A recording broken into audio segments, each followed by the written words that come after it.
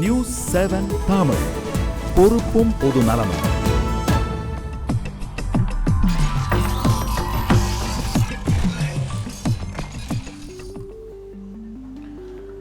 வணக்கம், இது RISTMT கம்பிகள் வழங்கும் கேள்வி நேரம். இந்த நிகழ்ச்சியின் மூலமாக மீண்டும் உங்களை சந்திப்பதில் மிக்க மகிழ்ச்சி. நான் செந்தில். மக்கள் சமூகம் சார்ந்து உங்கள் ஒவ்வொருவருக்குள்ளும் ஓடிக்கொண்டிருக்கும் கேள்விகளுக்கு தினமும் பல்வேறு துறைகளை சார்ந்த வல்லுநர்களோடு, குறிப்பாக அரசியல் கட்சிகளை சார்ந்த வல்லுநர்களோடு இந்த அரங்கத்தில் நாம் தினமும் விவாதத்தை நகர்த்தி வந்து கொண்டிருக்கின்றோம்.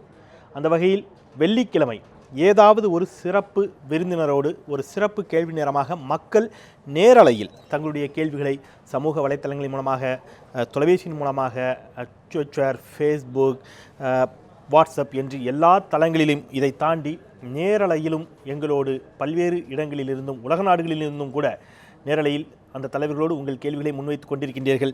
அந்த வகையில் இன்றைய கேள்வி நேர விவாதத்தில் நம்மோடு இணைகிறார் மனிதநேய மக்கள் கட்சியின் முன்னணி மூத்த தலைவர்களில் ஒருவரும், சட்டப்பேரவை உறுப்பினரும் பேராசிரியருமான திரு ஜவாஹிருல்லா அவர்கள். அவரை வணங்கி வரவேற்கிறேன். வணக்கம். நிறைய நேர்காணல்கள், ஒருமுக நேர்காணல்கள், ஒன் டு ஒன் இந்த மாதிரியான நேர்காணல்கள் தொகுப்பாளர்களோடு அல்லது குழு விவாதங்களெல்லாம் பங்கெடுத்த அனுபவம் உண்டு. ஒருவேளை இந்த மாதிரியான பொதுமக்கள் தொலைபேசி வாயிலாக எல்லாம் கேட்கக்கூடிய நிகழ்ச்சியில் பங்கெடுத்து உண்டு. ஆனால் எல்லா வழிகளிலும் நேர்கள் நேரடியாக உங்களிடம் கேள்விகளை வைக்கிறார்கள். என்ன மாதிரியான கேள்விகள் வேண்டுமானாலும் வைக்கப்படலாம். எப்படி உணர்றீங்க? ஒரு சமுதாய ஊழியன் என்ற அடிப்படையில் மக்களுக்கு சேவை செய்ய வந்திருக்கக்கூடிய ஒரு மக்கள் பிரதிநிதி என்ற அடிப்படையில் கேள்வி கேட்கக்கூடிய உரிமை இந்த ஜனநாயக நாட்டில் எல்லோருக்கும் இருக்கின்றது. பதிலளிக்கக்கூடிய கடமையும் எனக்கு இருக்கின்றது. அப்படிப்பட்ட ஒரு நிகழ்ச்சியாக தான் இதை காண்கின்றேன். இதில் வெறுமனே தொலைபேசி வாயிலாக மட்டுமல்லாமல் நவீன தொழில்நுட்பத்தை பயன்படுத்தி சமூக வலைதளங்கள் மூலமாகவும் நேயர்களிடமிருந்து நீங்கள் கேள்விகளை கேட்பது ஒரு புதுமையான முயற்சி. உங்கள் முயற்சி இந்த நிகழ்ச்சியின் மூலமாக நல்ல பலனை மக்களுக்கு அளிக்கும் என்று நம்புகிறேன். நல்லது, நம்ம கேள்விகளுக்குள் செல்லலாம், பயணிக்கலாம். நேயர்கள் கேள்விகளோடு காத்திருக்கிறார்கள். சமூக வலைத்தளத்திலும் கூட கோவையிலிருந்தும் திருச்சியிலிருந்தும் நேயர்கள் காத்திருக்கிறார்கள். கோவை நேயர்களுக்கு முதல்ல போகலாம். கோவையிலிருந்து நேயர்கள் இணைப்புக்கு வந்துட்டீங்க. வணக்கம், உங்களுடைய பெயர், உங்களுடைய கேள்வி விரைவாக சுருக்கமாக.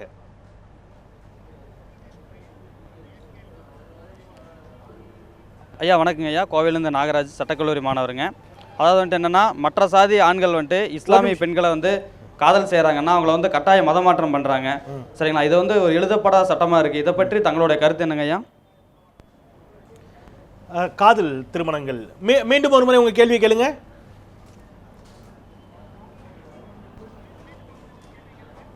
ஐயா வணக்கங்க, கோவையிலேருந்து நாகராஜ்.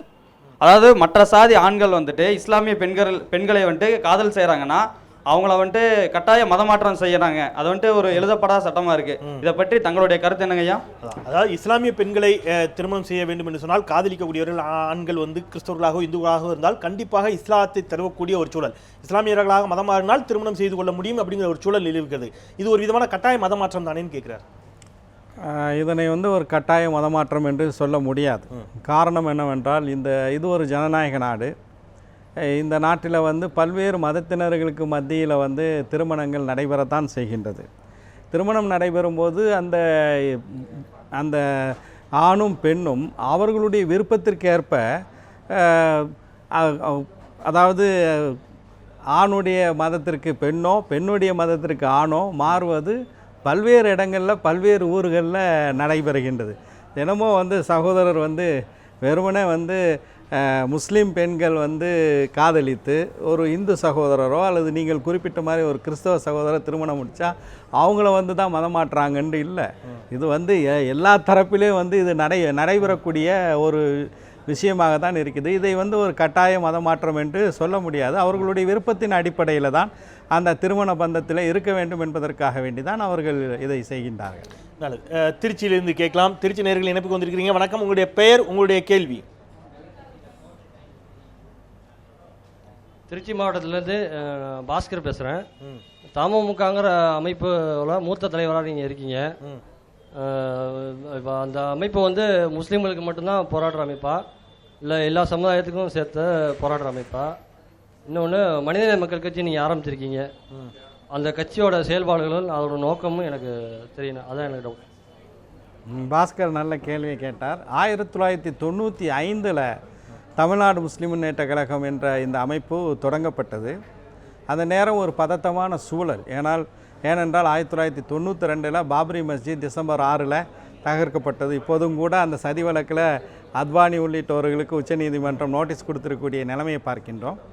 அந்த சூழலில் அரசியல் அமைப்பு சட்டத்தின்படி சிறுபான்மை முஸ்லீம்களுடைய உரிமைகளை நிலைநாட்ட வேண்டும் என்ற ஒரு நோக்கத்துடன் தமுமுக தொடங்கப்பட்டது. ஆனால் அதே நேரத்தில் ஒரு பன்முக சமூகத்தில் இந்தியாவில் வாழ்ந்து வரக்கூடிய முஸ்லீம்கள் ஒரு தனி தீவாக இருக்க முடியாது. மற்ற சமூகங்களோடு சேர்ந்து அவர்களுடைய சுகத்துக்கங்களிலே பங்கெடுக்க வேண்டும் என்பது முஸ்லீம்களுக்கு மிக அவசியமானது என்பதை முதலிலே தமிழ்நாட்டில் மிக பரவலாக கிராமங்கள் வரை கொண்டு போன இயக்கம் தமுமுக. அதனால தான் 2004 சுனாமி என்ற ஆழி பேரலை தாக்குதல் நடத்தப்பட்ட போது அதில் பாதிக்கப்பட்டவர்கள் முஸ்லீம்கள் அதிகமாக கிடையாது. ஆனால் சென்னையில் பட்டினப்பாக்கத்திலிருந்து தொடங்கி குளச்சல் வரை அந்த நிவாரணப் பணிகளை உடனடியாக கடலிலிருந்து மக்கள் வெறுநோடி வந்த நேரத்தில் கடலை நோக்கி சென்று அந்த மக்களை மீட்டு இறந்தவர்களுடைய சடலங்களை அவர்களுடைய சொந்தக்காரர்கள் கூட கிட்டே வருவதற்கு அஞ்சி, அதாவது அருவருப்பாக பார்த்த சடலங்களை தூக்கியவர்கள் தமிழ்நாடு முஸ்லிம் முன்னேற்ற கழகத்தினுடைய தொண்டர்கள். அதுபோல் இன்றைக்கு தமிழ்நாடு முஸ்லிம் முன்னேற்ற கழகத்தின் சார்பாக தமிழ்நாடு முழுவதும் 120 ஆம்புலன்ஸுகள் அவசர ஊர்திகள் சேவை நடைபெற்று வருகிறது. இந்த அவசர ஊர்தி முஸ்லீம்களுக்காக வேண்டி மட்டுமல்ல, ஆம்புலன்ஸினுடைய முதுகிலேயே இது அனைத்து சமுதாயத்தினருக்காக வேண்டியும் என்று எழுதப்பட்டிருக்கின்றது. இரத்த தானத்தை இன்றைக்கு அரசியல் கட்சிகள் செய்கின்றார்கள், அதை பரவலாக்கிய தமுமுக. எனவே சேவை எல்லோருக்கும். நம்ம அடுத்த கேள்விகளுக்கு போகலாம். கோவையிலிருந்து மற்றும் ஒரு நேர். வணக்கம், உங்களுடைய பெயர், உங்களுடைய கேள்வி.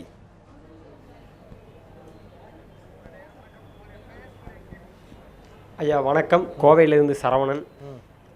வருகின்ற ஏப்ரல் 14 அன்று தீகா சார்பாக பெண்கள் தாலி அறுக்கும் போராட்டத்தினை வைத்துள்ளனர். அதை பற்றி ஐயா அவர்கள் அதை வரவேற்கிறாரா இல்லை எதிர்க்கிறாரா என்ற முன்னாள் அது முன்னதாக அது தாலி அறுக்கும் போராட்டம் அல்ல, அது தாலி அகற்றும் போராட்டமாகத்தான் அவர்கள் அறிவித்திருக்கிறார்கள். நல்லது, தாலி அகற்றும் போராட்டம், அதை பற்றி உங்களுடைய பார்வை? இல்லை, திராவிடர் கழகத்துடன் எங்களுக்கு பல்வேறு வகையான சமூக ரீதியான தளங்களில் நிச்சயமாக நேரடியாக ஒற்றுமை உண்டு. திராவிட கழகத்தினர் அவர்கள் திராவிட கழகத்தினரையும் நாங்கள் மத நம்பிக்கை இல்லாதவர்கள் என்று சொன்னாலும் அவர்களையும் இந்துக்கள் என்ற ஒரு பார்வை தான் இருக்கின்றது. அவர்கள் சில சமூக சீர்திருத்தங்கள் என்று கருதக்கூடிய சில செயல்பாடுகளை செய்கின்றார்கள். அந்த அடிப்படையில் அவர்கள் தாலி அகற்றக்கூடிய போராட்டத்தை நடத்துவதாக அறிவிக்கிறார்கள். இது அவர்கள் நடத்தக்கூடிய போராட்டம். இது குறித்து நான் கருத்து சொல்வது பொருத்தமானதாக இருக்காது. இதோடு இணைந்து சமூக வலைத்தள கருத்து ஒன்று இருக்குது, அதனால் அதை இப்போ கேட்டது சரியாக இருக்குன்னு நினைக்கிறேன். சமூக வலைத்தளத்தில் ஒருவர் பதிவு செஞ்சிருக்கிறாரு, ஆலங்காடு பிரபாகரன். ஐயா, மத நம்பிக்கையில் ஈடுபாடு கொண்ட இஸ்லாமிய இயக்கங்கள் இந்துத்துவாவை எதிர்ப்பதற்காக மதமே இல்லை என்று கூறும் திராவிட இயக்கங்களுடன் நிற்பது சரியா? நாளை திராவிட இயக்கம் மாறாதான்னு கேட்குறாரு. அவங்க எல்லாரையும் எல்லா மதங்களையும் சேர்த்தா விமர்சிக்கிறார்கள். அப்படிங்கிற பொழுது நீங்கள் இந்துத்துவாவை அவர்கள் எதிர்க்கிறார்கள்ங்கிறதுக்காக திராவிட இயக்கங்களோடு நிற்கிறீர்கள், அது நாளை உங்களுக்கு எதிராக திரும்ப மாட்டார்களா அப்படிங்கிற ஒரு கேள்வி வைக்கிறார். நல்ல கேள்வி. ஆனால் திராவிட கழகத்தினுடைய செயல்பாடுகள், திராவிட கழகத்தினுடைய நிறுவனர் ஐயா தந்தை பெரியார் அவர்களுடைய கருத்தோட்டங்கள் இவற்றையெல்லாம் முழுமையாக தெரியாமல் இருப்பதின் காரணமாக இந்த கேள்வி எழுந்திருக்கின்றது. திராவிட கழகத்தினுடைய பல்வேறு சமூக விழிப்புணர்வு, சமூக நீதி கொள்கைகளில் ஒரு பகுதி தான் நாத்திகம். அதையே அவர்கள் பிரதானப்படுத்தவில்லை. தந்தை பெரியார் அவர்களே கூட அது கடவுள் நம்பிக்கை இல்லை என்பது எங்களுடைய கோட்பாடு, ஆனால் அதை வைத்துக்கொண்டு திராவிட கொள்கையை நீங்கள் மதிப்பிடக்கூடாது என்றே குடியரசு இதழில் எழுதியிருக்கிறார். இன்றைக்கு இந்த நாடு ஒரு மதசார்பற்ற நாடு. இந்த நாட்டில் இருக்கக்கூடிய அனைத்து மக்களுக்கும், அனைத்து மதத்தை சார்ந்தவர்களுக்கும், அனைத்து கொள்கை உள்ளவர்களுக்கும் உரிமைகள் நிலைநாட்டப்படுவதற்கும் அந்த உரிமைகளை பறிப்பதற்கு சங்கப்பரிவார் அமைப்புகள் களம் கண்டு இருக்கும்போது இந்த நாட்டினுடைய அமைப்பு நிர்ணய சட்டத்தின்படி, அரசியல் அமைப்பு சட்டத்தின்படி மதசார்பின்மையை நிலைநாட்டுவதற்கு தமிழகத்தில் முன்னோடியாக இருக்கக்கூடியவர்கள் திராவிட கழகத்தினர். சமூக நீதி பிற்படுத்தப்பட்ட, மிகவும் பிற்படுத்தப்பட்ட, தாழ்த்தப்பட்ட மக்களுக்கு வேண்டும் என்பதை வெறும் கொள்கையாக அல்ல, தமிழகத்திலே மட்டுமல்ல இந்தியாவிலேயே பிற்படுத்தப்பட்ட மக்களுக்கு எதிரான உச்சநீதிமன்ற தீர்ப்பு வந்தபோது கொதித்தெழுந்து அந்த தீர்ப்பையே அந்த தீர்ப்பு மீண்டும் மாற்றப்படுவதற்கு காரணமாக இருந்தது திராவிட கழகம். எனவே அவர்களுடன் களத்திலே நிற்பதில் எங்களுக்கு எந்த தயக்கமும் இல்லை. நன்றி. திருச்சியிலிருந்து மற்றும் ஒரு நேர். வணக்கம், உங்களுடைய பெயர், உங்களுடைய கேள்வி.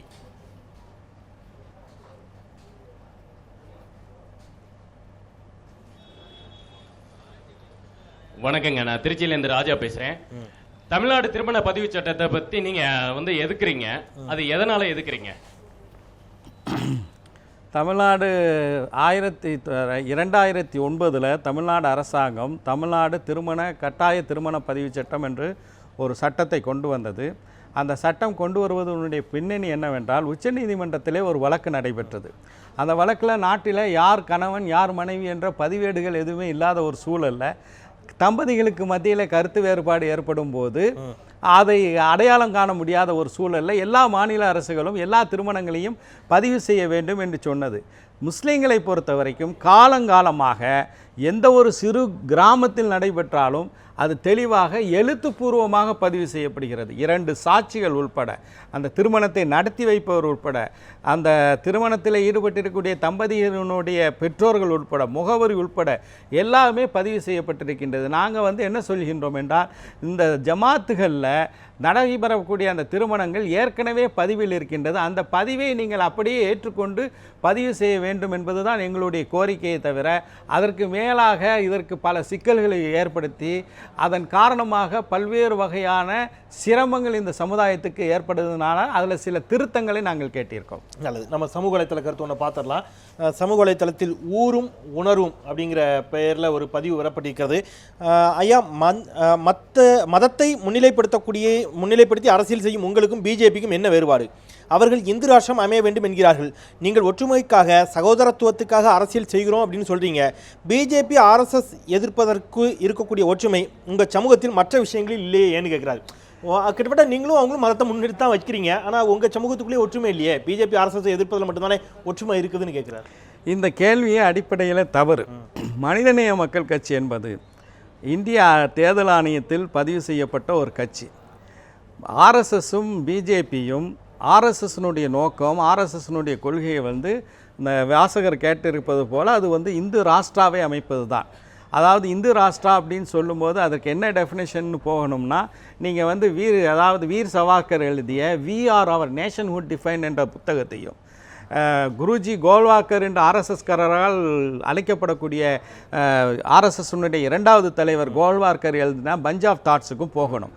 அவர்கள் மிக தெளிவாக இந்தியா என்பது ஒரு மதசார்பற்ற இந்தியாவாக அவர்கள் கணிக்கவில்லை என்பதோடு மட்டுமல்லாமல், ஒரு குறிப்பிட்ட சமூகத்தாரை தவிர மற்றவர்கள் யாரும் இந்த நாட்டில் இருக்கக்கூடாது, அப்படியே இருந்தாலும் எந்த விதமான உரிமைகளையும் பெற்று இருக்கக்கூடாது என்பதை மிக தெளிவாக சொல்லியிருக்கின்றார். என்னென்னா, ஒரு திருடனுக்கையும் அந்த வீட்டினுடைய உரிமையாளனுடைய மகனையும் ஒப்பிடக்கூடாது என்றெல்லாம் சுருக்கமாக சொல்கிறேன் என்ற அளவுக்கு இந்த நாட்டில் பிறந்த மண்ணின் மைந்தர்களை, பிற்படுத்தப்பட்ட தாழ்த்தப்பட்ட மக்களை எல்லாம் மிக மோசமாக சொல்லக்கூடிய ஒரு சித்தாந்தம் ஆர்எஸ்எஸ்னுடைய சித்தாந்தம்.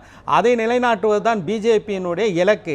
ஆனால் எங்களை போன்ற மனிதநேய மக்கள் கட்சியாக இருக்கட்டும், வேறு முஸ்லீம் கட்சியாக இருக்கட்டும், எங்களுடைய நோக்கம் இந்த நாட்டில் அரசியலமைப்பு சட்டம் என்று இந்த நாட்டின் விடுதலைக்காக போராடியவர்கள் அனைவரும் சேர்ந்து உருவாக்கி இருக்கக்கூடிய அந்த அரசியலமைப்பு சட்டம் முழுமையாக இந்த நாட்டிலே நிலைநாட்டப்பட வேண்டும் என்பதுதான் எங்களுடைய குறிக்கோள். எங்களுடைய செயல்பாடுகளை பார்த்தீங்கன்னா, முஸ்லீம் சமூகத்துக்காக வேண்டியும் குரல் கொடுத்திருக்கிறோம். ராமநாதபுரம் சட்டமன்ற உறுப்பினர் என்ற அடிப்படையில் எல்லா தரப்பு மக்களுக்காக வேண்டியும் தமிழ்நாட்டை இந்தியாவை பாதிக்கக்கூடிய எல்லா பிரச்சனைகளுக்கும் நாங்கள் குரல் கொடுத்திருக்கோம். எனவே மதத்தை முன்னிறுத்தி நாங்கள் அரசியல் பண்ணவில்லை. அடுத்த கேள்விக்கு போலாம். தொலைபேசி வாயிலாக நேயர்கள் நீண்ட நேரமாக காத்திருக்கிறார்கள். ஒரு தொலைபேசி அழைப்புக்கு வழி கொடுக்கலாம்.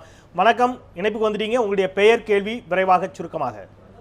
சார், முரளி, சென்னை கேகே நகர்லேருந்து பேசுகிறோம். முரளி, சென்னை கேகே நகர். கேள்வி ஐயா, விஸ்வரூபம் படத்தை பற்றி ஒரு கேள்வி ஐயா கிட்ட கேட்கணும். ஐயா, படம்ன்றதே மக்கள் வெளியில என்ன நடக்குதுன்றத உங்களுக்கு தெரியப்படுத்துறதா? ஒரு 3 மணி நேரம் ஒரு படத்துல என்னென்ன நடக்குதுன்றது தெரியப்படுத்துறதா? அதெல்லாம் கமலஹாசன்றவரு ஒரு 60 வருஷமா பண்ணிட்டு வராரு. ஆப்கானிஸ்தான் அந்த இடத்துல நடக்கிறதான கமலஹாசன் விஸ்வரூப படத்தை காமிச்சாங்க. அதுக்கே நீங்க இவ்வளவு எதிர்ப்பு தெரிவிச்சு. நன்றி முரளி. உங்களுடைய கேள்விக்கு ஏன் நடக்கக்கூடியதான ஆப்கானிஸ்தானிலும் தலிபான்கள் இன்ன பிற நாடுகளில் நடக்கக்கூடியவற்றை ஊடகங்களின் வாயிலாக பார்த்து கொண்டிருக்கின்றோம். அங்கே நடக்கக்கூடிய சில ஊடகங்களில் காட்சிகள் வருகிறது. முட்டி போட வச்சு பல நாடுகளைச் சேர்ந்த நிருபர்களை கழுத்தை அறுக்கக்கூடிய காட்சிகள் தான் ஊடகங்களில் வருகிறது. அதை பார்க்குறாரு. இந்த காட்சிகளைத்தானே ஒரு திரைப்படத்தில் காட்டுகிறார். இதை ஏன் நீங்கள் எதிர்க்க வேண்டும்னு கேட்குறார். ரொம்ப வசதியாக அந்த படத்தில் உள்ள செய்திகளை அன்பர் மறந்து விட்டார். சர்வதேச அளவில் நடக்கக்கூடிய விஷயங்களை காட்டுறதுல ஒன்றுமே தப்பு இல்லை. ஆனால் அதே நேரத்தில் அது போன்ற விஷயங்களில் அது போன்ற தீவிரவாத பயங்கரவாத செயல்களில் ஈடுபடுவதாக சொல்லப்படக்கூடியவர்கள் தமிழ்நாட்டுக்கு வந்தார்கள், கோயம்புத்தூரில் இருந்தாங்க, மதுரையில் இருந்தாங்க என்பதும் அந்த படத்தில் சித்தரிக்கப்பட்டிருக்கின்றது. நான் சொல்கின்றேன், பயங்கரவாதம் என்ன, இது முஸ்லீம்கள் மட்டுமா இந்த நாட்டில் செஞ்சுருக்காங்க, அல்ல உலகத்தில் செஞ்சுட்டு வர்றாங்க? இந்த உலகத்தில் நாம் வாழக்கூடிய நூற்றாண்டில் மிக மோசமான அதிகமான மக்களை கொன்ற பயங்கரவாதம் அமெரிக்காவினுடைய பயங்கரவாதம். ஹீரோஷிமா நாகசாகி தொடங்கி உலகின் ஒவ்வொரு பகுதிகளிலும் அவர்களுடைய பயங்கரவாதம் இன்று வரை தொடர்ந்து வருகிறது. இஸ்ரேலினுடைய அந்த பயங்கரவாதமும் தொடர்ந்து வருகிறது. ஒட்டுமொத்தமாக ஏதோ முஸ்லீம்கள் மட்டும்தான். அதிலும் எதிலே ஒன்றை குறிப்பிட விரும்புகின்றேன். இது போன்ற ISIS என்று நீங்கள் சொன்னீர்கள். நான் ஜூனியர் விகடனில் சமீபத்தில் ஒரு கட்டுரை எழுதினேன். ISIS பயங்கரவாதிகளுக்கும் இஸ்லாத்திற்கும் தொடர்பு இல்லை, அவர்கள் செய்வது இஸ்லாத்துக்கு விரோதமானது என்று நபிகள் நாயகத்தினுடைய வார்த்தைகளை வைத்தே நான் அந்த கட்டுரையில் குறிப்பிட்டிருக்கின்றேன். சினிமா என்பது ஒரு பவர்ஃபுல் மீடியம். ஒரே ஒரு கிராமத்திலே வழங்கப்பட்ட அந்த உச்சநீதிமன்றத்தினுடைய வழக்கில் தீர்ப்பில் உச்சநீதிமன்ற நீதிபதிகள் சொல்கிறாங்க, ஒரு இருட்டான அறையில் மிக அதிகமான வெளிச்சத்துடனும் ஒளியுடனும் ஒரு செய்தி சொல்லும்போது அது மிகப்பெரிய தாக்கத்தை மக்கள் மத்தியில் ஏற்படுத்துகிறேன்னு சொல்கிறாங்க. முல்லா உமர் தமிழ்நாட்டில் வந்தார், கோயம்புத்தூரில் வந்தார், மதுரைக்கு வந்தார்னா அமைதியாக இருக்கக்கூடிய தமிழ்நாட்டை கெடுக்கக்கூடிய வேலையை இந்த படம் செய்யும் என்பதற்காக தான் நாங்கள் தொடர்ந்து பேசலாம் ஒரு சிறிய இடைவேளைக்கு பிறகு. அதுக்கு முன்பாக சமூக வலைத்தளத்தில் ஒரு கேள்வி இருக்கு, அந்த கேள்வியை காட்டிட்டு நான் இடைவேளைக்கு போகலாம்னு நினைக்கிறேன். சமூக வலைத்தள கேள்வி ஒன்று. அருட்செல்வன் பெரியாரின் பெயரன் குறிப்பிட்டிருக்கிறார். பெண்களை அடிமைப்படுத்தும் மோசமான மதம் இஸ்லாம் மதம் என்பேன் நான், அதை மறுக்க முடியுமா அப்படின்னு கேட்டிருக்கிறாரு. இந்த கேள்விக்கான விடையோடு தொடரலாம் ஒரு சிறிய இடைவேளைக்கு பிறகு. நேர்கள் நீண்ட நேரமாக தொலைபேசி வாயிலாகவும் காத்திருக்கிறார்கள். முகநூலிலும் ஏகப்பட்ட கேள்விகள் தொடர்ந்து வந்த வண்ணம் இருக்கின்றன. காத்திருங்கள் நம்பிக்கையோடு. ஒரு சிறிய இடைவேளைக்கு பிறகு ஜபா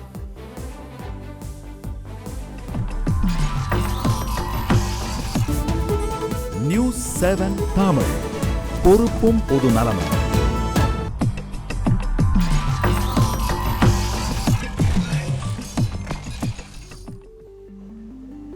சிறிய விளம்பர இடைவேளைக்கு பிறகு மீண்டும் RSTMT கம்பிகள் வழங்கும் கேள்வி நேரம் நிகழ்ச்சிக்கு உங்களை மிகுந்த அன்போடு வரவேற்கின்றேன். வெள்ளிக்கிழமை இன்று சிறப்பு கேள்வி நேரம். அரசியல் கட்சி தலைவர்கள் நேரடியாக மக்களின் கேள்விகளுக்கு பதிலளிக்கக்கூடிய இந்த சிறப்பு கேள்வி நேரத்தில் இன்றைய விருந்தினர் ஏற்கனவே உங்கள் கேள்விகளுக்கு பதிலளித்துக் கொண்டிருக்கின்றார். அந்த விருந்தினரை குறித்த ஒரு சிறிய சிறப்பு காணொளி, அவர் குறித்த ஒரு காணொளி நம்மத்தில் இருக்கிறது. அந்த காணொளியை பார்த்துவிட்டு நாம் கேள்விகளுக்குள் பயணிக்கலாம். இதாயத்துல்லா ஜன்னத் தம்பதியருக்கு 1959ஆம் ஆண்டு ஜூலை 22ஆம் தேதி தூத்துக்குடி மாவட்டம் உடன்குடியில் பிறந்தவர். ஆரம்பம் முதலே சிறந்த பேச்சாளராகவும் சிறந்த எழுத்தாளராகவும் கருதப்பட்டவர். 1985 முதல் கல்லூரி பேராசிரியராக பணியாற்றியவர். வாணியம்பாடி இஸ்லாமிய கல்லூரியில் வணிகவியல் துறை தலைவராக பணியாற்றி 2009 விருப்ப ஓய்வு பெற்றவர். வட்டியில்லா வங்கி முறை என்ற திட்டம் வகுத்தவர். அதற்காக சென்னை பல்கலைக்கழகத்திடமிருந்து முனைவர் பட்டம் பெற்றவர். 3 முறை தமிழ்நாடு முஸ்லிம் முன்னேற்ற கழகத்திற்கு தலைவராக பதவி வகித்தவர். ஐநாவினுடைய சிறுபான்மை பணிக்குழுவின் 13வது மாநாடு ஜெனீவாவில் நடைபெற்றது. இந்த மாநாட்டில் இந்தியாவின் சிறுபான்மை சமுதாயத்தின் பிரதிநிதியாக சிறுபான்மை மக்களின் நலனுக்காக குரல் கொடுக்க கலந்து கொண்டவர். தலித் மக்களுக்கு இழைக்கப்படும் கொடுமைகளை ஐநா மன்றத்தில் பதித்தவர். இஸ்லாமிய அமைப்புக்கு தலைவர் பதவி வகித்தவராக இருந்தாலும் அனைத்து சமுதாய மக்களின் பிரச்சனைகளுக்கும் முன்னுரிமை கொடுத்து அதற்காக குரல் கொடுப்பவர். தித்திப்பான திருப்புமுனைகள், பாலஸ்தீன வரலாறு போன்ற பல நூல்களை எழுதியவர். தற்பொழுது ராமநாதபுரம் தொகுதியின் சட்டமன்ற உறுப்பினராக பதவி வகிக்கும் பேராசிரியர் ஜவாஹிருல்லா இன்றைய கேள்வி நேர நிகழ்ச்சியில் கேள்வி கணைகளை தொடுங்கள், பதிலளிப்பதற்கு நான் தயாராக இருக்கின்றேன்.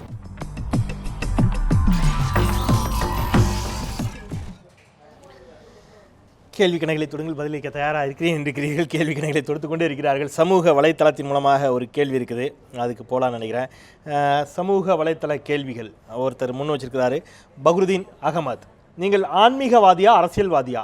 ஆன்மீகவாதினா அரசியல் எதற்கு, அரசியல்வாதினா தொப்பி எதற்குன்னு கேட்டிருக்கிறார்.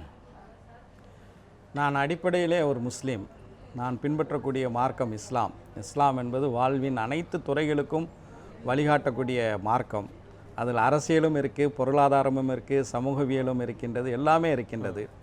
எனவே நான் ஒரு அரசியல்வாதியாகவும் ஆன்மீகவாதியாகவும் ஒன்று சேர இருக்கின்றேன். என்னுடைய அரசியலில் வந்து வழிகாட்டியாக என்னுடைய மார்க்கம் இருக்கின்றது. உதாரணமாக லஞ்சம் வாங்கக்கூடாது என்பது என் மார்க்க நெறிமுறை. நான் ஒரு அரசியல்வாதியாக ஒரு எம்எல்ஏவாக இருந்து ஒரு பைசா கூட லஞ்சம் வாங்காமல் மக்கள் சேவை செய்து கொண்டு இருக்கக்கூடியவன்.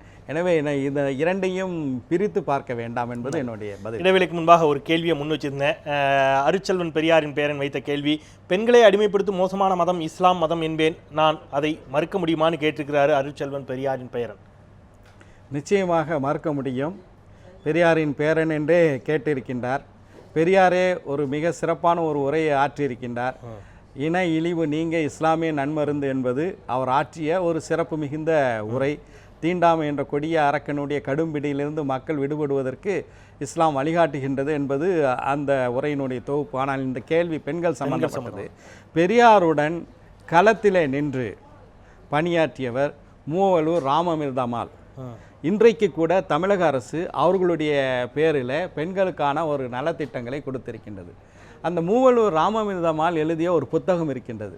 அந்த புத்தகத்தில் மிக தெளிவாக பெண்களுக்கு பொட்டு கட்டக்கூடிய ஒரு சூழலில் அவர்களை அடிமைப்படுத்தக்கூடிய ஒரு நிலையில் இஸ்லாம் பெண்களுக்கு சகல வகையான உரிமைகளையும் கொடுத்திருக்கின்றது என்று மூவலூர் ராமமிர்தமாலே குறிப்பிட்டிருக்கின்றார்கள். உதாரணமாக சொல்ல வேண்டுமென்றால் சொத்தில் பங்கு 1956 இல்லை, 1400 ஆண்டுகளுக்கு முன்னால் இஸ்லாம் வழங்கியது. ஆன்மீகத்தை பொறுத்த வரைக்கும், ஸ்பிரிச்சுவாலிட்டியை பொறுத்த வரைக்கும் நீங்கள் திருக்குரானையோ நபிகள் நாயகத்தினுடைய பொன்மொழிகளை எடுத்து பார்த்தால் நம்பிக்கை கொண்ட ஆண்களுக்கும் நம்பிக்கை கொண்ட பெண்களுக்கும் என்று சொல்லி ஆண்களுக்கும் பெண்களுக்கும் அவர்கள் செய்யக்கூடிய ஆன்மீக வழிபாடுக்கேற்ப சமமான முறையிலே அவர்களுக்கு பயன் உண்டு என்று சொல்கின்றது. இஸ்லாத்தினுடைய மிக முக்கியமான புனிதமான மக்காவில் இருக்கக்கூடிய பள்ளிவாசலுக்கு ஆண்களும் பெண்களும், அதே போல் மதினாவில் இருக்கக்கூடிய மஸ்ஜிது நபி என்று சொல்லக்கூடிய நபியின் பள்ளிவாசலுக்கு செல்லக்கூடிய வாய்ப்பு இருக்கின்றது.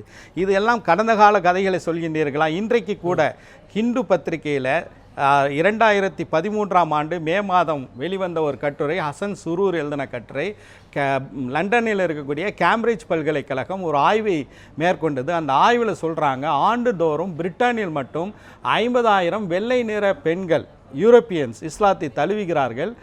அந்த பெண்கள் 50,000 பேர் இஸ்லாத்தை தழுவுகிறார்கள். அவர்களில் 2/3 பங்கினர் முஸ்லீம்கள் என்று சொல்வதோடு மட்டுமல்லாமல் இப்படி தழுவியவர்கள் சாதாரண ஆள் இல்லை. எம்டிவியில் பிரசண்டராக இருந்த கிறிஸ்டியானி பேக்கர், அதே போல டோனி பிளேயருடைய கோவைக்கு போலாம். கோவையிலிருந்து நேயர்கள் இணைப்பிற்கு வந்துட்டாங்க. வணக்கம் கோவை, உங்களுடைய பெயர், உங்களுடைய கேள்வி.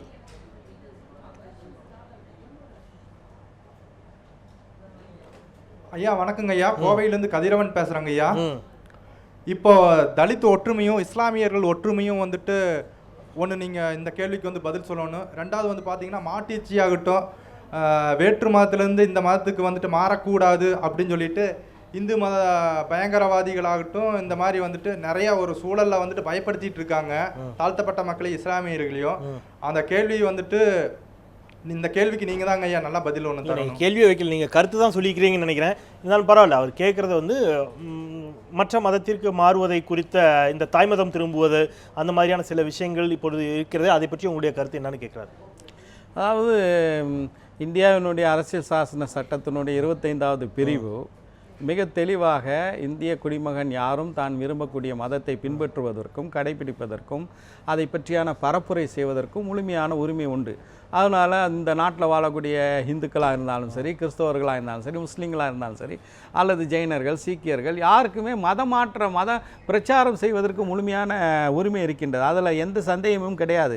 முஸ்லீம்கள் மட்டும்தான் மத பிரச்சாரம் செய்யலாம் அல்லது கிறிஸ்தவர்கள் மட்டும்தான் மத பரப்புரை செய்யலாம் என்றெல்லாம் இல்லை. எதிர்க்க போவது அது அல்ல. ஆனால் வந்து திட்டமிட்டு திரு நரேந்திர மோடி அவர்கள் இந்தியாவினுடைய பிரதமராக வந்த பிறகு கர்வாபசி என்ற பெயரில் கட்டாயப்படுத்தி என்று சொல்வதை விட அது கூட தவறு. சென்ற ஆண்டு டிசம்பர் 8ஆம் தேதி ஆக்ராவில் ஒரு நாடகத்தை அரங்கேற்றி ஏழை முஸ்லீம்கள் இந்து மதத்துக்கு போனாங்க அப்படிங்கிற மாதிரியான ஒரு நிலைமையை பார்க்குறோம். இதுதான் பிரச்சனைக்குரிய ஒரு விஷயமாக இருக்கின்றதை தவிர தாமாகவே முன்வந்து பல்வேறு மதங்களை பின்பற்றிட்டு போறாங்க. அதுல எந்த சந்தேகமும் இல்லை.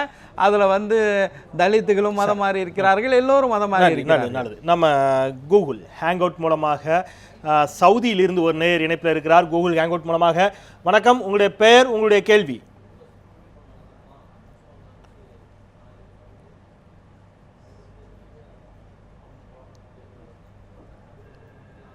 அண்ணன் ஜவஹர்லால் அவர்களுக்கு என்னுடைய சலாத்தினை தெரிவிச்சுக்கிறேன். கடந்த 9/5/2000 அன்னைக்கு வேலூர் கோட்டையில வந்து எல்லாரும் இது பண்ணணும்னு சொல்லி பள்ளிவாசல் மீட்டெடுத்து போராட்டம் நடத்துறோம்னு சொல்லி நீங்க மக்களை எல்லாம் கூப்பிட்டுருந்தீங்க. முற்றுகை போராட்டம்னு சொல்லிட்டு பல ஆயிரம் மக்கள் ஒன்று சேர்ந்தாங்க. அதே மாதிரி நானும் வந்திருந்தேன், அதுல கலந்துகிட்டு இருந்தேன். அந்த கூட்டத்துல நீங்க சொன்னது என்னன்னா, ஒரு வார காலத்துல இதுக்கு உண்டான ரெமெடி எடுக்கலைன்னா அதாவது நிறைய இது பண்ணி தமிழ்நாடு முழுவதும் போராட்டம் நடக்கும் அப்படின்னு சொல்லியிருந்தீங்க. நீங்க இது சம்பந்தமா இதுவரையில எந்தவித நடவடிக்கை உங்க சைடுல அவர் என்ன கேக்குறாரு வேலூர். அதே மாதிரி நன்றி உங்களுடைய சுருக்கமாக.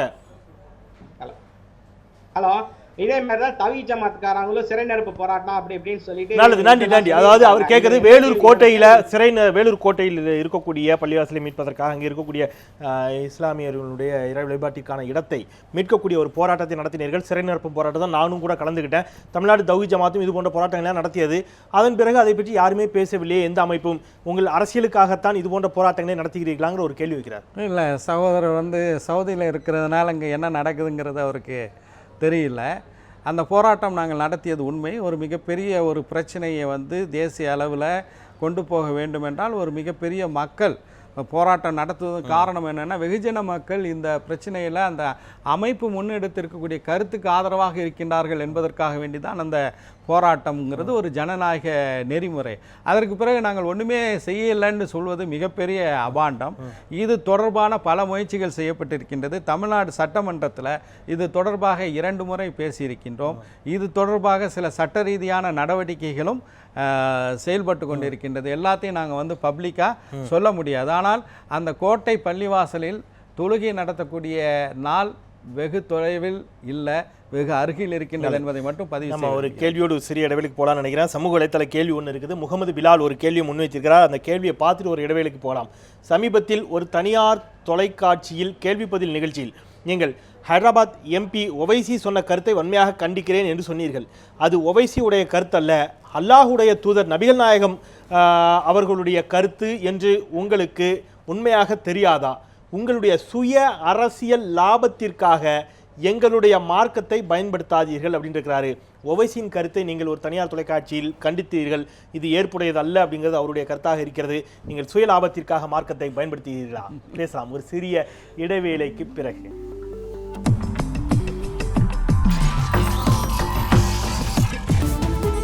நியூஸ் 7 தமிழ், பொறுப்பும் பொது நலமும்.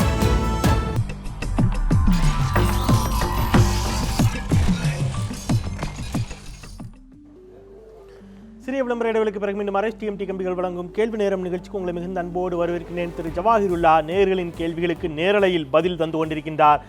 இடைவெளிக்கு முன்பாக ஒரு கேள்வியோட போனோம். ஒவைசி சொன்ன கருத்து குறித்து நீங்கள் வந்து ஒரு தனியார் தொலைக்காட்சி அளித்த பேட்டியில் அதை கண்டிக்கிறீர்கள் அப்படின்னு சொன்னீங்க. அது நபிகள் நாயகம் அவர்கள் சொன்ன கருத்து தானே, நீங்கள் ஏன் அரசியலுக்காக இஸ்லாமிய மார்க்கத்தை பயன்படுத்துகிறீர்கள்னு கேட்டிருக்கிறாரு. நீங்கள் அதை எப்படி கண்டிக்கலாம் அப்படின்னு கேட்குறாரு.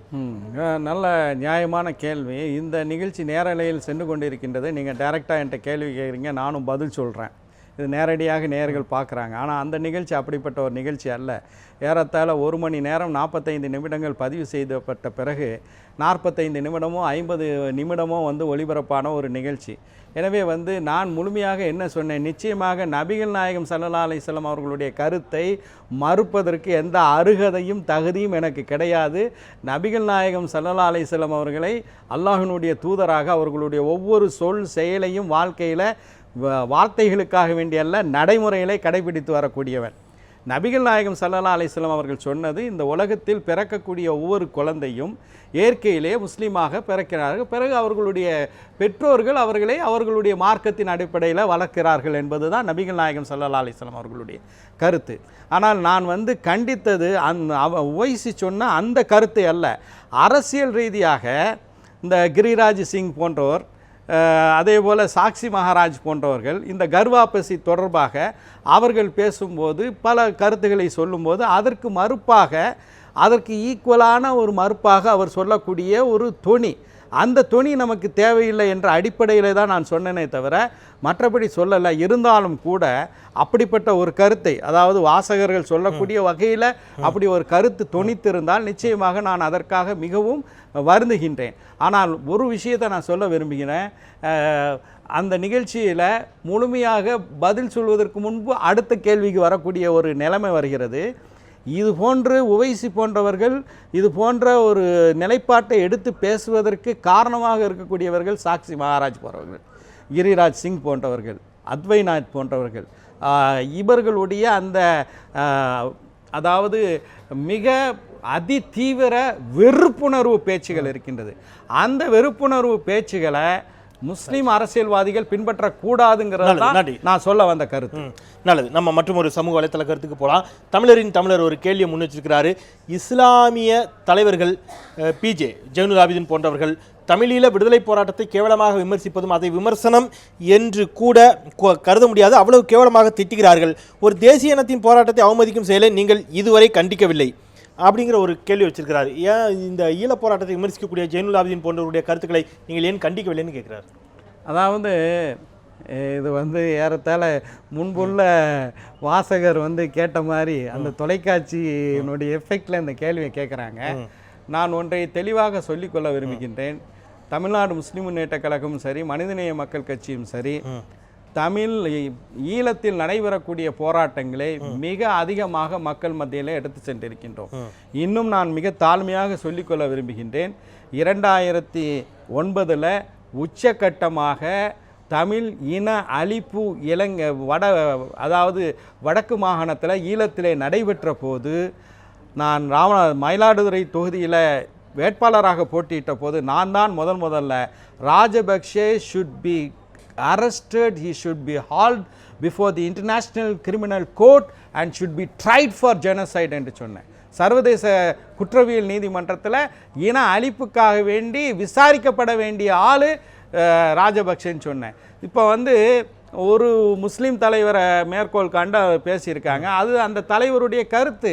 அதே போல் தமிழ்நாட்டிலேயே முஸ்லீம்களை விடுங்க, எத்தனையோ முஸ்லீம் அல்லாத தமிழர்கள் கூட இலங்கையில் நடந்த போராட்டத்தை கொச்சப்படுத்தி பேசுறாங்களே, அதையெல்லாம் எங்களுடைய நிலைப்பாடை தான் நாங்கள் சொல்ல முடியும். நம்ம நேரலைக்கு போகலாம். கோவையிலிருந்து ஒரு நேர் இணைப்பில் இருக்கிறார். கோவை நேயர்கள் வணக்கம். உங்களுடைய பெயர், உங்களுடைய கேள்வி.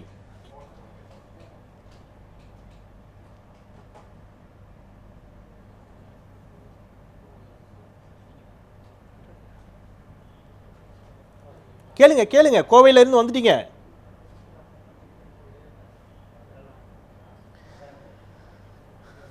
வணக்கங்க. கோவை அரங்கிலேருந்து பத்மநாபன் பேசுகிறேங்க ஐயா. ஐயா, இப்போ சாதி இந்து அமைப்புகள்லாம் பெண்ணோட திருமண வயதை உயர்த்தணும்னு சொல்லி கோரிக்கை வைக்கிறாங்க. ஆனால் நம்ம இஸ்லாமிய அமைப்புகளோ பார்த்தீங்கன்னா பெண்ணின் திருமண வயதை குறைக்கணும்னு சொல்கிறாங்க. இப்படி குறைச்சா பாதிக்கப்பட போகிறது ஆண்களை விட பெண்கள் தான். இது ஒரு ஆரோக்கியமான போக்குன்னு நினைக்கிறீங்களா ஐயா? அதே மாதிரி இஸ்லாமில் திருமண சட்டமாகட்டும், பெண்களுக்கு விடப்படும் ஆடை கட்டுப்பாடுகளாகட்டும், இதெல்லாம் வச்சு பார்க்குறப்போ இஸ்லாமிய மதம் என்பது பெண் சுதந்திரத்துக்கு முக்கியத்துவம் தராத மதமாக தெரியுதுங்க. இதை பற்றி உங்கள் கருத்து என்னங்க? ஏற்கனவே அதில் பாதிக்கு நீங்கள் பதில் சொல்லியிருந்தீங்க. ஐ திங்க் அவர் கேட்குற கேள்வி அப்படிங்கிறது இப்போ பல இடங்களில், குறிப்பாக பாட்டாளி மக்கள் கட்சி போன்றவர்கள் பெண்களுடைய திருமண வயதை அதிகரிக்கணும் அப்படிங்கிறது, குறிப்பாக இந்த நாடக காதல் மூலமாக ஏமாற்றப்படுகிறார்கள் பெண்கள்ங்கிற வாதம்னா அந்த தரப்பில் வைக்கப்படுகிறது. இப்போ அவங்க அப்படி ஒரு வாதம் வைப்பதற்கும் நீங்கள் அதற்கு எதிர்மறையாக இன்னொரு புறம் பெண்களுடைய திருமண வயதை குறைக்கணுங்கிற மாதிரியான முயற்சிகளில் ஈடுபட்டிருப்பதுக்கும் என்ன பெரிய வித்தியாசம்? இரண்டுமே பெண்களை அடிமைப்படுத்துவது போல இருக்கிறது அப்படிங்கிற ஒரு கேள்வி வைக்கிறார். உடை சம்பந்தப்பட்ட கேள்வியும் அவர் முன்வைக்கிறார். நிச்சயமாக உடை முன்னேற்றத்திற்கு தடை கிடையாது. ஏனென்றால் நீங்கள் ஈரானை பார்த்தீர்கள் என்றால் இந்த ஹிஜாப் என்று சொல்லக்கூடிய உடை அணிந்து கொண்டு ஈரானில் அமைச்சர்களாக இருக்கிறாங்க, இராணுவ வீரர்களாக இருக்கிறாங்க. உலகளாவிய அளவிலே இது நடந்திருக்கின்றது. நான் ஏற்கனவே குறிப்பிட்டேன், பிரிட்டனில் இதே ஹிஜாப் கிறிஸ்தவர்கள், அதாவது முஸ்லீம் அல்லாத நிலையிலிருந்து இஸ்லாத்தை தழுவி அவர்கள் அந்த ஹிஜாப் உடையுடன் மிக முக்கியமான பத்திரிகையாளர்களாக, யோனே ரிட்லி என்பவர் ஆப்கானிஸ்தானில் தாலிபான்களால் கைப்பற்றப்பட்ட ஒருவர், பிறகு அவர் லண்டனுக்கு வந்த பிறகு இஸ்லாத்தை தழுவிய பிறகு இன்றைக்கு வரைக்கும் ஒரு சிறந்த பத்திரிகையாளராக இதே ஹிஜாப் உடையில் பேசுகிறார். எனவே இந்த உடை நிச்சயமாக முன்னேற்றத்திற்கு தடை அல்ல. இந்த திருமண வயதை பொறுத்த வரைக்கும் எங்களுடைய பார்வை என்னவென்றால், ஒரு பெண் ஒரு பெண் 21 வயது வரைக்கும் காத்திருக்க வேண்டும் என்கின்ற ஒரு நிலை இல்லாத ஒரு நிலையை நாங்கள் வந்து ஆதரிக்கவில்லை என்பதை சொல்லிக்கொள்ள விரும்புகிறேன். அவர்கள் வந்து மெச்சூர் ஆன உடனேயே அவர்கள் திருமணம் முடிப்பதனால பல்வேறு வகையான சமூக தீமைகள் இன்று சமூகத்தில் இருக்கின்றது. இதிலிருந்து அந்த பெண்களை காப்பதற்கு இது ஒரு வழியாக அமையும். ஆனால் வந்து ஒரு விஷயத்தை சொல்ல விரும்புகின்றேன். இன்றைக்கு பெரும்பாலான முஸ்லீம் சமூகத்தில் நடக்கக்கூடிய திருமணங்கள் 18 வயதை நிறைவு செய்தவர்களுக்கு தான் திருமணம் நடக்கின்றது. முஸ்லீம் பெண்கள் இன்று நிறைய ஏராளமாக கல்வி கற்று ஏராளமானவர் பொறியாளர்களாக மருத்துவர்களாக வந்திருக்கிறாங்க. எனவே இந்த மார்க்கம் அவர்களுடைய முன்னேற்றத்திற்கு தடையாக போலாம். திருச்சி நேயர்கள் வணக்கம், இணைப்புக்கு வந்துட்டீங்க. விரைவாக சுருக்கமாக உங்களுடைய பெயர் கேள்வி. நான் திருச்சியிலிருந்து இலியாஸ் பேசுறேன். இந்தியாவில் உள்ள சிவில் சட்டத்தின் விளக்கம் என்ன? பொது சிவில் சட்டத்தின் விளக்கம் என்ன? பொது சிவில் சட்டத்தின் விளக்கம் என்னன்னு கேட்குறாரு. அதாவது நீங்கள் எதிர்க்கிறீங்க? நான் வந்து சரி, வலைக்கும் இஸ்லாம். அதாவது பொது சிவில் சட்டம் என்பது இந்தியாவில் வாழக்கூடிய பல்வேறு மதத்தினர்கள் தங்களுடைய திருமணம், பாக பிரிவினை, திருமண விலக்கு, சொத்து வாரிசுரிமை இதெல்லாம் அவர்களுடைய மதம் ரீதியான சட்டங்களை பின்பற்றலாம் என்ற ஒரு உரிமை இருக்கின்றது. அந்த அடிப்படையில் முஸ்லீம்களுக்கு பர்சனலாக இருக்கின்றது, கிறிஸ்தவர்களுக்கு என்று கிறிஸ்தவ பர்சனலாக இருக்கின்றது, அதே போல் இந்துக்களுக்கு இருக்கின்றது, பார்சிகளுக்கு இருக்கின்றது. இது வந்து மத சுதந்திரம், மதத்தை பின்பற்றுவதற்கான உரிமையை அரசியல் அமைப்பு சட்டம் கொடுக்கக்கூடிய அதே நேரத்தில் இது போன்று தங்களுடைய சொந்த விஷயங்களில் பர்சனல் அஃபேர்ஸில் தங்களுடைய சட்டங்களை பின்பற்றுவது அவர்களுக்கு உரிமை இருக்கின்றது. எல்லாத்தையும் சேர்த்து பண்ணுவோங்கிறது நடைமுறையில் சாத்தியம் இல்லை. முகநூல் கருத்துக்கு போகலாம். முகநூலில் ஒரு கருத்து பதிவு செய்யப்பட்டிருக்கிறது. சாட்டை அடிங்கிற ஒரு பதிவு. சமீப காலமாக ஊடகங்கள் ஒருதலை பட்சமாக குறிப்பாக இஸ்லாமிய தலித் விரோத மனநிலையில் செயல்படுவதன் காரணங்கள் என்ன? இது போன்ற ஊடகங்கள் குறித்த உங்கள் பார்வை என்னன்னு கேட்டுக்கிறாங்க. ஒட்டுமொத்தமாக ஊடகங்களை வந்து குறை சொல்வதை நான் ஏற்றுக்கொள்ள மாட்டேன். இதே ஊடகங்கள் தான் முஸ்லீம்களுக்கு நடைபெறக்கூடிய அவலங்களை அல்லது தலித்துகளுக்கு நடக்கக்கூடிய கொடுமைகளை அல்லது பொதுவான கொடுமைகளை எல்லாம் வெளிப்படுத்தி இருக்கின்றன என்பதையும் பார்க்க வேண்டும். ஆனால் அதே நேரத்தில் நம்முடைய வாசகர் சொல்வது போன்ற பார்வையில் ஊடகவியாளர்கள் இருக்கின்றார்கள் என்பது மறுக்க முடியாது. அது ஒரு அவர்கள் சார்ந்த அந்த ஒரு பார்வையை ஊடகத்திலையும் கொண்டு வர்றாங்க. ஆனால் ஒரு ஊடகவியாளருக்கு ஸ்டூடியோ விட்டு அல்லது அந்த ப்ரெஸ்ஸை விட்டு வெளியே போன பிறகு அவராக இருக்கலாம். ஆனால் ஸ்டூடியோவுக்குள்ளே இருக்கும்போது அல்லது இப்போ பேனாவை பிடித்து செய்தி எழுதும்போது ஒரு ஜேர்னலிஸ்ட் என்பவர் நடுநிலை உடையதாக நிச்சயமாக இருக்க வேண்டும். அப்படிப்பட்ட ஒரு நிலை வர வேண்டும் என்பதான். கோவை செல்லாம். கோவை நேயர்கள் வணக்கம், இணைப்புக்கு வந்துட்டீங்க. கோவையிலிருந்து உங்களுடைய பெயர் கேள்வி விரைவாக.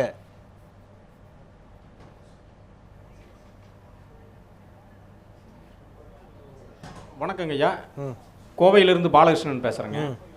இப்போது இந்தியா ஒரு ஜனநாயக குடியரசு நாடுன்னு சொல்கிறோம், மதச்சார்பற்ற ஜனநாயக குடியரசு நாடுன்னு சொல்கிறோம் நாம். ஆனால் இன்றைக்கி வந்து பார்த்திங்கன்னா ஒவ்வொரு சட்டங்களும்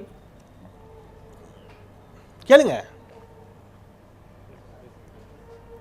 சட்டங்கள் வந்து பார்த்தோம்னா ஒவ்வொரு மதத்திற்கென்று தனித்தனி சட்டங்கள் வந்து இயற்றப்பட்டு சொல்கிறாங்க.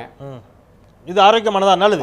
அதான் நீங்கள் பொது சிவில் சட்டத்தை தான் அவர் கேட்குறாரு. நல்லது, உங்களுடைய கேள்வி புரிஞ்சு உள்வாங்கிக் கொள்ளப்பட்டது. ஏற்கனவே அதற்கான பதில் தான் இப்போ கொடுத்துருந்தாருன்னு நினைக்கிறேன்.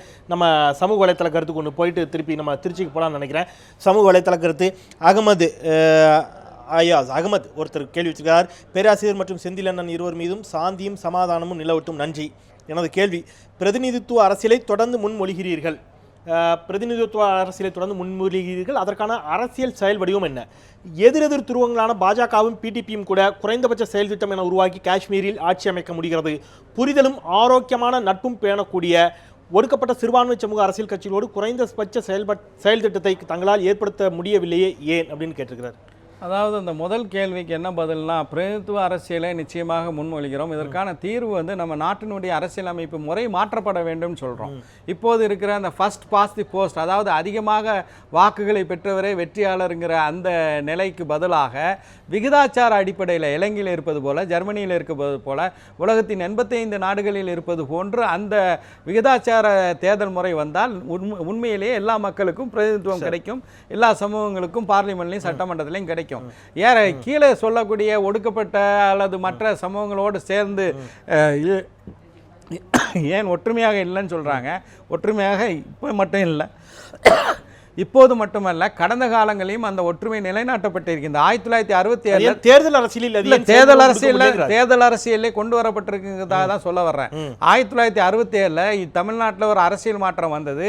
அண்ணா அவர்கள் நாத்திகர், திமுகவுடைய தலைவர், காயிதே மில்லத் முஸ்லீம் லீகினுடைய தலைவர், அதே போல ஒரு மிகப்பெரிய ஆத்திக ராஜாஜி சுதந்திர கட்சியினுடைய தலைவர், 3 பேரும் சேர்ந்து ஒரு அரசியல் கூட்டணியை கொண்டு வந்தாங்களா இல்லையா?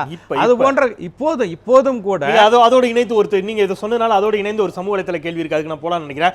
முகமது ஆதில் ஒரு கேள்வி வச்சிருக்காரு. நீங்க சொல்றீங்க அதெல்லாம் நடந்துகிட்டு தான் இருக்குன்னு.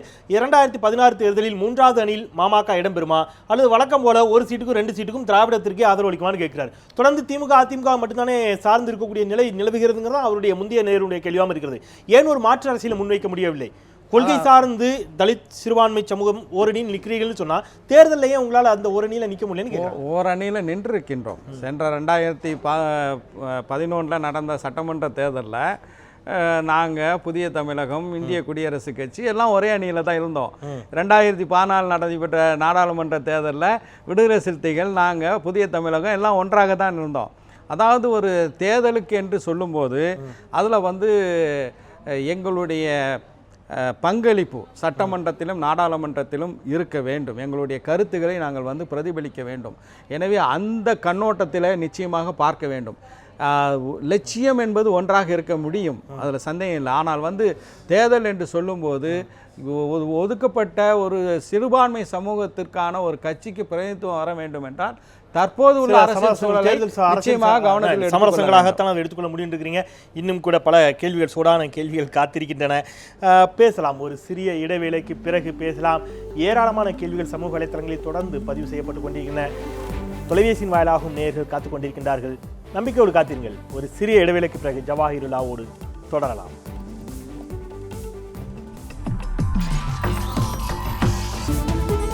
நியூஸ் 7 தமிழ், பொறுப்பும் பொது நலமும்.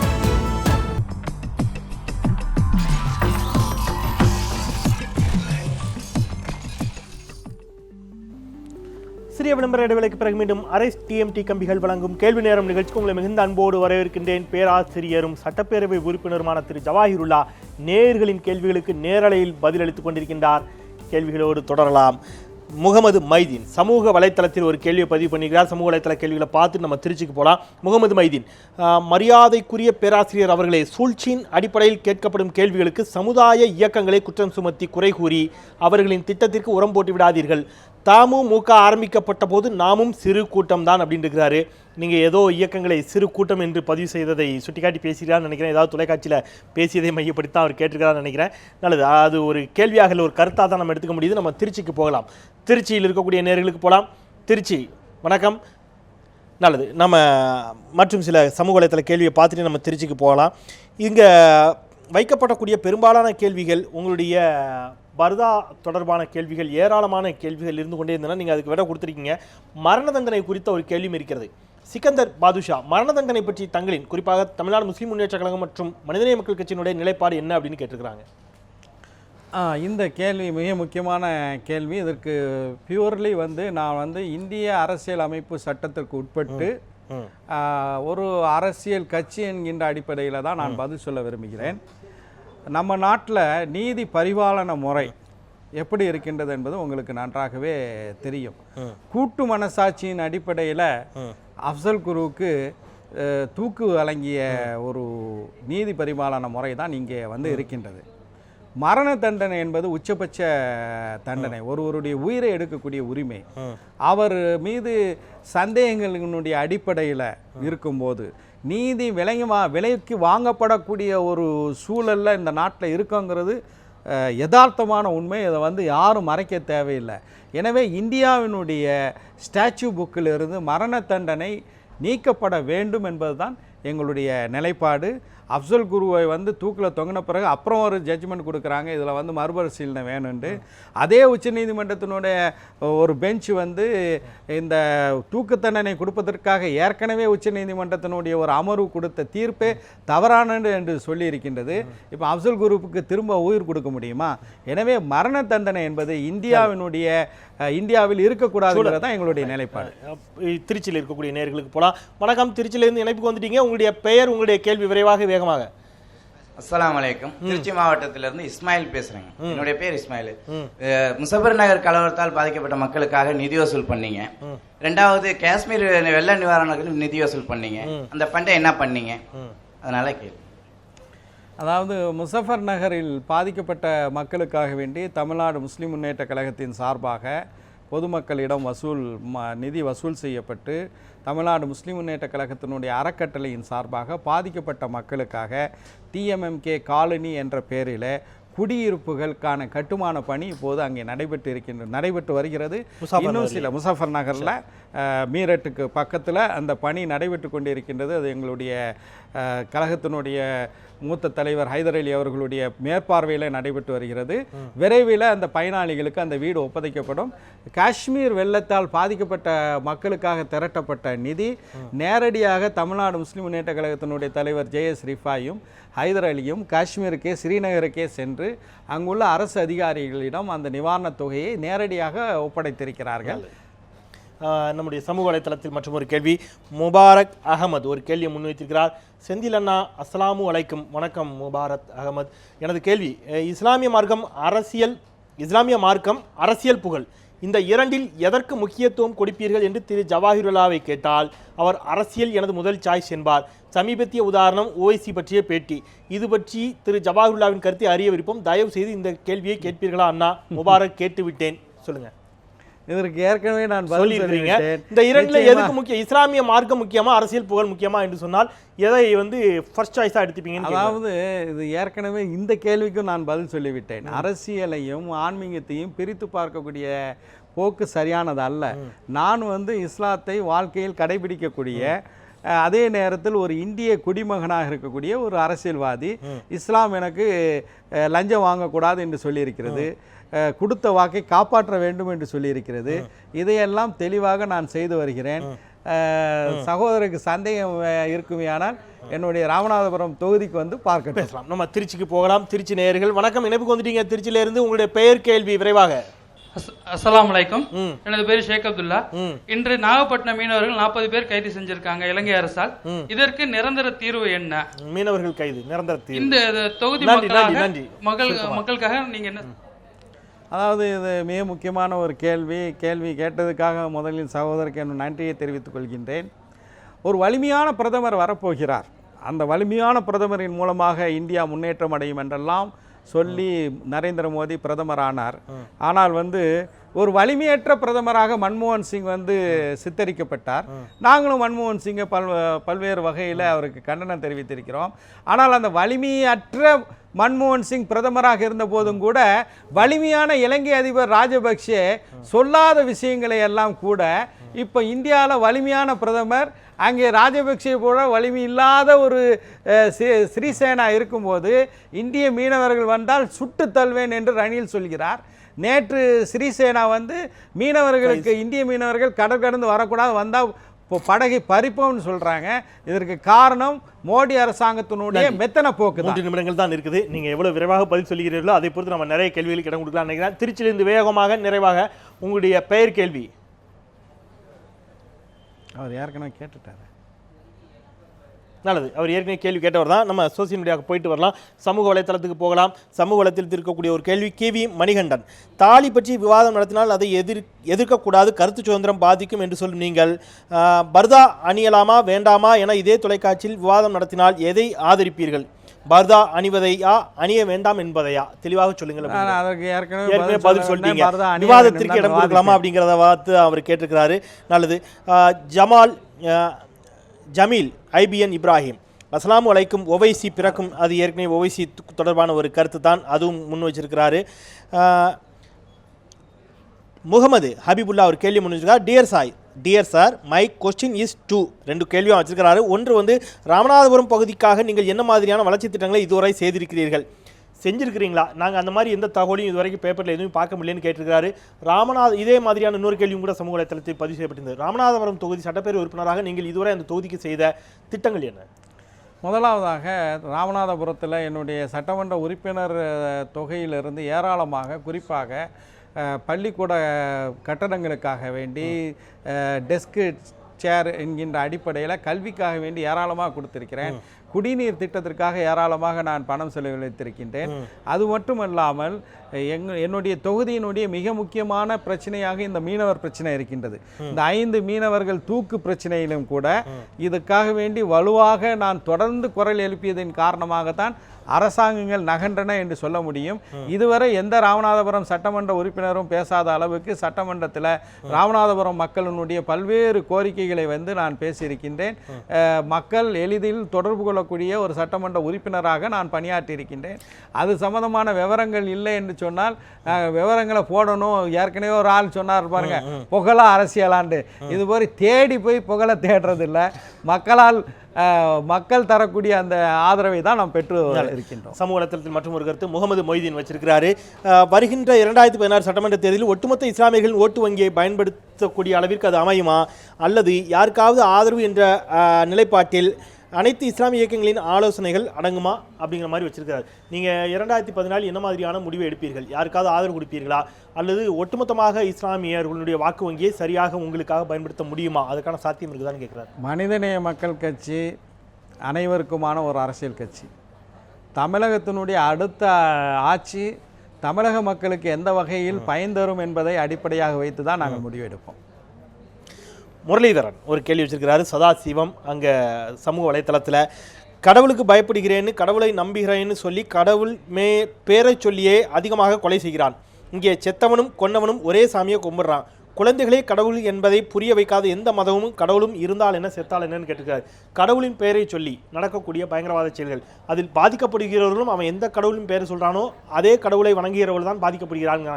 சமீபத்தில் பாகிஸ்தானில் நடைபெற்ற அந்த இராணுவ பள்ளியின் மீதான தாக்குதலை கூட சொல்லலாம். இந்த மாதிரியான போக்குகளுக்கு என்ன காரணம் நினைக்கிறீங்க? எல்லோரும் ஒரே மதத்தை தான் தழுவுகிறார்கள் என்று சொன்னால், அது நான் ஹிந்து இஸ்லாம்னு பிரித்து பார்க்கல, கிறிஸ்தவம் இந்து இஸ்லாம் எதையும் எல்லோரும் ஒரு மதத்தை தான் பார்க்கிறார்கள், ஒரே மதம் என்று சொன்னால் ஏன் ஒரே மதத்தில் மதத்தின் பெயராலேயே இவ்வளவு பிரச்சனை? அந்த மதத்தின் சரியா அடிப்படை பிரச்சனை என்னன்னா, இவர்கள் மதத்தின் பெயரால் நடமாடக்கூடிய போலிகள். அந்த மதத்தினுடைய அடிப்படை கோட்பாடுகள் என்ன என்பதை புரிந்து கொள்ளாமல் செயல்படக்கூடியவர்கள். உதாரணமாக நீங்கள் பாகிஸ்தான் உதாரணத்தை சொன்னீங்க, அந்த உதாரணத்தை சொல்கிறேன். பெண்கள், குழந்தைகள், முதியோர்கள், மத குருமார்கள் இவர்களை போர் நேரங்களில் கூட கொல்லக்கூடாது என்பது நபிகள் நாயகம் வகுத்துக்கு தந்திருக்கக்கூடிய போர் முறை. போய் பள்ளிக்கூடத்தில் போய் அந்த பச்சிலம் குழந்தைகளுக்கு என்ன தெரியும்? அவர்களை போய் சுட்டுக் கொள்கிறார்கள் என்றால் இந்த மார்க்கத்தினுடைய அடிப்படை தெரியாமல் மார்க்கத்தை களங்கப்படுத்துவதற்காக செயல்படக்கூடியவர்கள். எல்லா மதத்திலையும் இந்த மாதிரி செயல்படக்கூடியவங்களை நீங்கள் பார்த்தீங்கன்னா மார்க்கத்தினுடைய அடிப்படை தெரியாமல், மதத்தினுடைய கோட்பாடு தெரியாமல் செயல்படக்கூடிய போலி மத வேததாரிகள் தான் அவர்கள்.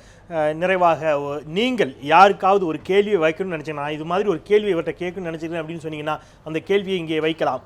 அது ஒரு சிறப்பு விருந்தினராக கூட இருக்கலாம். ஒருவேளை அந்த சிறப்பு விருந்தினர் இதே மேடையில் வருகின்ற பொழுது உங்கள் சார்பாக அந்த கேள்வியை நாங்கள் அவரிடம் வைப்பதற்கு அது உதவியாக இருக்கும். ஒருவேளை இல்லைன்னா கூட நீங்கள் இல்லைன்னு சொல்லலாம். யாரிடமாவது அப்படி ஒரு கேள்வி வைக்கணும்னு தோணியிருக்கா? ஒரு கால் நியூஸ் 7 செந்தில் இந்தியாவினுடைய பிரதமர் நரேந்திர மோடியை பேட்டி காணக்கூடிய ஒரு வாய்ப்பு கிடைக்குமே ஆனால், கர்வாப்பசின்னு சொல்கிறாங்களே, வீட்டுக்கு வாங்கன்னு சொல்கிறீங்களே, பிரதமர் மோடி அவர்களே, உங்களுக்காக காத்து கொண்டு இருக்கக்கூடிய உங்களுடைய மனைவி வீட்டுக்கு நீங்கள் என்று செல்ல போகிறீர்கள் என்று நீங்கள் ஒரு கேள்வியை பிரதமருக்கு வைக்கிறீர்கள். நல்லது, உங்களின் சார்பாக ஒருவேளை மோடியை பேட்டி எடுக்கக்கூடிய ஒரு வாய்ப்பு கிடைத்தால் அந்த கேள்வியை முன் வைக்கலாம். நன்றி. இந்த அளவிலே எங்களோடு உங்களுடைய தொடர்ச்சியான பணிகளுக்கு மத்தியில் எங்களோடு இணைந்தீர்கள்.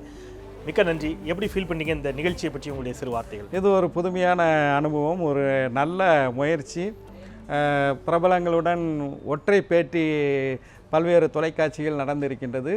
ஆனால் அதிலிருந்து சற்று மாறுபட்டதாக மக்களுடைய மனநிலையை புரிந்து கொள்ளக்கூடிய வகையில், எங்களுடைய செயல்பாடுகள் தவறுகள் இருந்தாலும் கூட அதை திருத்தக்கூடிய வகையில் ஒரு சிறப்பான வடிவமைப்புடன் இந்த நிகழ்ச்சி நடந்திருக்கின்றது. இதை வடிவமைத்த உங்களுடைய தொலைக்காட்சி நிறுவனத்திற்கும் தயாரிப்பாளர்களுக்கும் உங்களுக்கும் என்னுடைய நெஞ்சார்ந்த நன்றி. இந்த அளவில் நானும் கூட உங்களுக்கு நன்றி தெரிவித்துக் கொண்டு நிறைவு செய்கின்றேன். எங்களோடு ஒத்துழைத்த எங்களுடைய தொழில்நுட்ப குழுவினர், ஒளிப்பதிவாளர்கள் அத்தனை பேருக்கும் நான் இந்த தருணத்திலே நன்றியை தெரிவித்து, நேரலையில் கேள்விகளை கேட்ட நேயர்களுக்கும் சமூக வலைத்தள நேயர்களுக்கும் என்னுடைய நன்றியை தெரிவித்து நிறைவு செய்கின்றேன். மறந்து கொண்டே இருப்பது மக்களின் இயல்பு, அதை நினைவுபடுத்திக் கொண்டே இருப்பது என்னுடைய கடமை. மீண்டும் மற்றும் சில மக்கள் சமூகம் சார்ந்த பிரச்சனைகளோடு கேள்வி நேரத்தில் உங்களை சந்திக்கின்றேன். நான் செந்தில். நன்றி.